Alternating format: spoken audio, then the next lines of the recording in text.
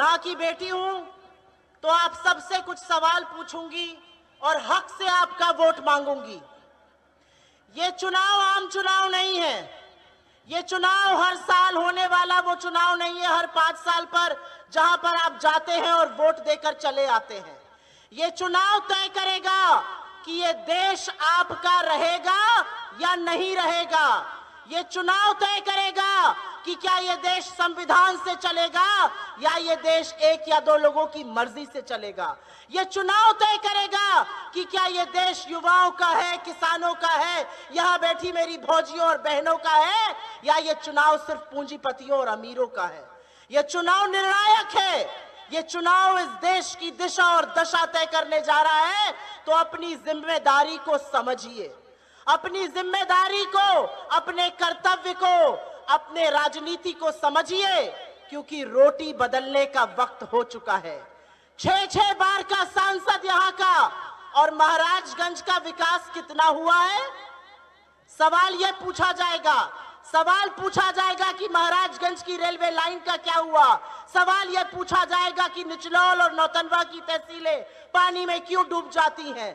सवाल यह पूछा जाएगा कि जिला मुख्यालय पर रेल स्वीकृत होने के बाद भी क्यों नहीं लगी।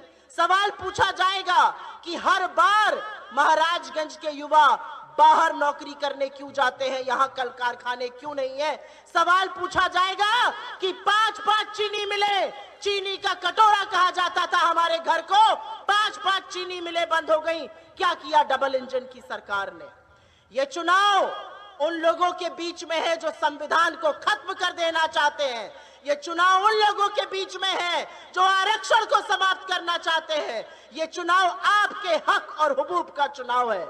आपकी बेटी हूं, आपकी बहन हूं, और इसलिए आपसे कहती हूं, एक ऐसा उम्मीदवार चुनिए जो आपके सुख दुख का साथी बने, आपके हक और हुकूक की लड़ाई को लड़े। मैं इस धरती को अपनी कर्म भूमि और अपनी जन्मभूमि दोनों कहती हूं। मेरे पिता ने अपने जीवन के 45 साल यहाँ दिए। यहाँ की मिट्टी मिट्टी में, यहाँ की कण कण में उनकी आत्मा व्याप्त है, और उस नाते आपसे कहती हूं, बदलाव करिएगा।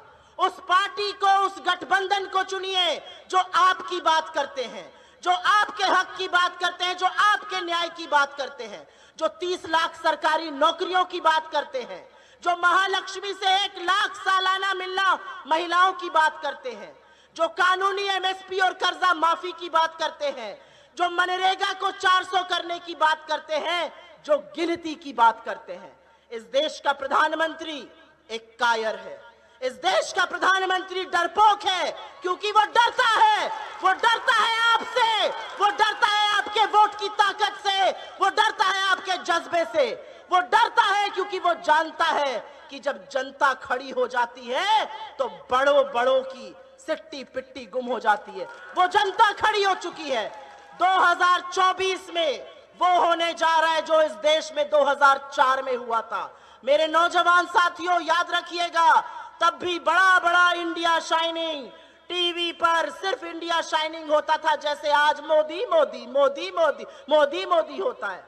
तब भी यही होता था, और तब आपके जैसे लोग, आपके जैसे किसान, मजदूरें, महिलाएं, बुजुर्ग, युवा खड़े हो गए और तख्त बदल दिया, सरकार बदल दी और यूपीए की सरकार लाए।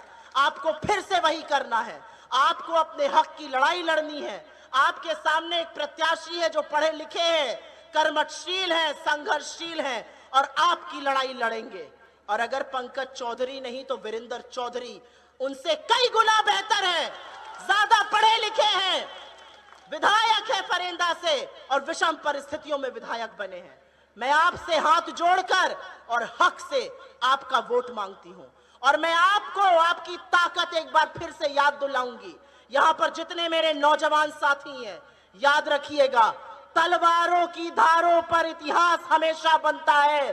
जिस ओर जवानी मुड़ती है उस ओर जमाना मुड़ता है। खड़े हो जाइए मल्लिकार्जुन खड़गे जी के साथ, एक वो व्यक्ति जिनका 50 साल से ज्यादा तो निर्वाचित सदस्य होने का एक्सपीरियंस है। खड़े हो जाइए राहुल गांधी के साथ, एक वो आदमी, एक वो शख्स जो कन्याकुमारी से कश्मीर पैदल नाप देता है कि यह देश जुड़ा रहे। खड़े हो जाइए उन लोगों के साथ जो समाजवाद को जीवित रखने के लिए आज भी जद्दोजहद कर रहे हैं, लड़ाई लड़ रहे हैं। खड़े हो जाइए अखिलेश यादव जी के साथ। ये लड़ाई निर्णायक है। इस लड़ाई को हम सबको अपनी लड़ाई बन के लड़ना पड़ेगा। महाराजगंज में हर बार पैसे का दुरुपयोग करके, हर बार सत्ता का दुरुपयोग करके एक ऐसा व्यक्ति चुनकर जाता है जो सदन में, तरकारी सब बहुत महंगा हो गया है, रोटी बदलिए नहीं तो रोटी के भी लाले पड़ जाएंगे। मैं जानती हूं आप लोग रात को एक रोटी कम खा के बाबू को पढ़ाती हैं कि बाबू कुछ बन जाए। बाबू जाते हैं, पर्चा लीक हो जाता है, बाबू के लिए रोजगार नहीं है। उस पार्टी को, उस गठबंधन को वोट दीजिए जो 30 लाख सरकारी नौकरी देगा, जो सालाना 1 लाख का स्टाइपेंड देगा, आपके दूध का कर्ज अदा करेगा। मैं हाथ जोड़ के, आप सब ने मेरी बात सुनी, उसके लिए बहुत बहुत धन्यवाद। हमारे बीच में हमारे अध्यक्ष जी हैं, वो अध्यक्ष जी जो हमेशा हर बार नरेंद्र मोदी के झूठों की बोलती बंद कर देते हैं, जिन्होंने नरेंद्र मोदी को झूठों का सरदार ऐसे ही नहीं कहा। मैं चाहती हूं आप उनकी बात सुनिए, इस बार मन बनाइए, बड़ा परिवर्तन करिए और परिवर्तन होके रहेगा। आपका जज्बा, आपका जुनून, आपकी तालियों की गड़गड़ाहट ये बना रही है कि मन आप बना चुके हैं। बस अब 1 जून को जाइएगा और भाजपा को शून्य करके आइएगा। आप सब ने मेरी बात सुनी, उसके लिए बहुत बहुत धन्यवाद। और वीरेंद्र जी के लिए एक लाइन कहकर जा रही हूं। साहस पर एक लाइन कहूंगी आपसे, क्योंकि साहस से ज्यादा मजबूत दूसरी कोई चीज नहीं है। मेरे भाई को जिताइएगा यहां से और याद रखिएगा कि वो साहसी बनकर, वो वीर बनके आपकी लड़ाई लड़ेंगे। वो उस लड़ाई को लड़ेंगे जो वीर लड़ सकते हैं, जो कायरों के बस की बात नहीं है। याद रखिएगा इस बात को। बहुत बहुत धन्यवाद, आपने मेरी बात सुनी। एक बार जोर से मेरे साथ बोलिए, जय हिंद, जय हिंद।